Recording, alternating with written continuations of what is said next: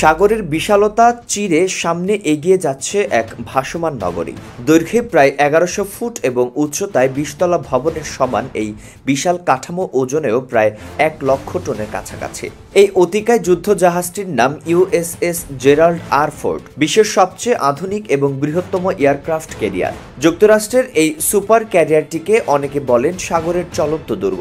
এ ধরনের একটি জাহাজ হারিয়ে ফেলা যেন একটি দেশের পুরো সেনাবাহিনী হারানোর মতো বিপর্যয়। কারণ এতে রয়েছে ৭৫টিরও বেশি যুদ্ধবিমান, পারমাণবিক শক্তিতে চালিত ইঞ্জিন এবং প্রায় ৪৫০০ জন নাবিক। সংক্ষেপে এটি যেন এক চলমান সামরিক ঘাঁটি। ঘটনার পটভূমি উত্তর আটলান্টিক মহাসাগর, এমন এক অঞ্চল যেখানে আবহাওয়ার আচরণ সহজে আন্দাজ করা যায় না। অক্টোবর মাসের এক বিকেল, ক্যারিয়ারটি ছিল একটি গোপন সামরিক প্রশিক্ষণ মিশনে, যেখানে যুদ্ধবিমানের উড্ডয়ন ও অবতরণ প্রক্রিয়া যাচাই করা হচ্ছিল। আচমকাই রাডারে ধরা পড়ে একটি নিম্নচাপ, যা দ্রুত রূপ নিচ্ছে ভয়ানক সাইক্লোনে। প্রথমে সেটিকে বড় করে না দেখে জাহাজ এগিয়ে যেতে থাকে, কিন্তু কয়েক ঘন্টার মধ্যেই আবহাওয়া এমন এক ভয়াবহ রূপ নেয় যা পরবর্তীতে পরিণত হয় ইতিহাসে স্থান পাওয়া এক দুঃস্বপ্নে। শুরু হয় প্রচন্ড বাতাস, ঘন্টায় প্রায় ১৪০ কিলোমিটার বেগে। ডেকে থাকা F/A-18 যুদ্ধবিমানগুলো শক্ত করে বাঁধা শিকল পর্যন্ত নড়ে ওঠে।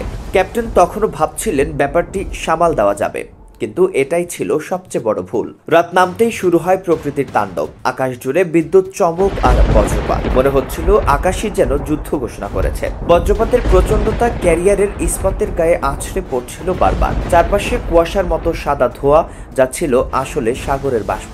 ঠিক এমন সময় আসে এক আতঙ্কের বার্তা। রাডারে ধরা পড়ে এক দৈত্যাকার ঢেউ, যার উচ্চতা প্রায় ৮৫ ফুট, অর্থাৎ একটি ৮ তলা ভবনের সমান।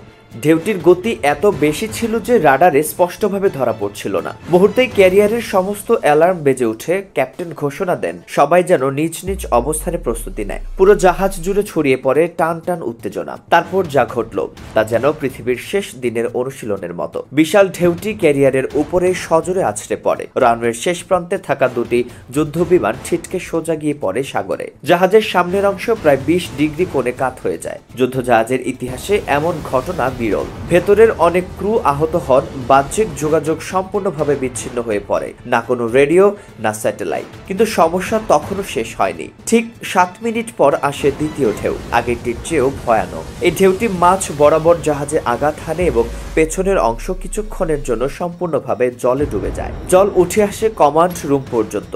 ফ্লাইট ডেকে থাকা নাবিকরা দৌড়ে ছুটে যান ইমার্জেন্সি শেল্টারে। পুরো জাহাজ জুড়ে হুলস্থুল অবস্থা।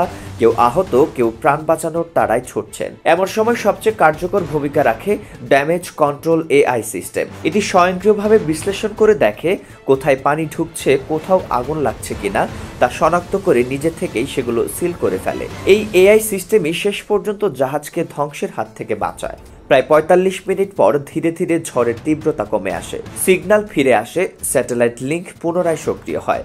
পারমাণবিক শক্তিতে চালিত সর্বাধুনিক প্রযুক্তিতে সজ্জিত এই যুদ্ধজাহাজ প্রমাণ করে, মানুষ যত উন্নতই হোক, প্রকৃতির সামনে সবকিছুই ছোট। নিয়ন্ত্রণ আসলে প্রকৃতির হাতেই।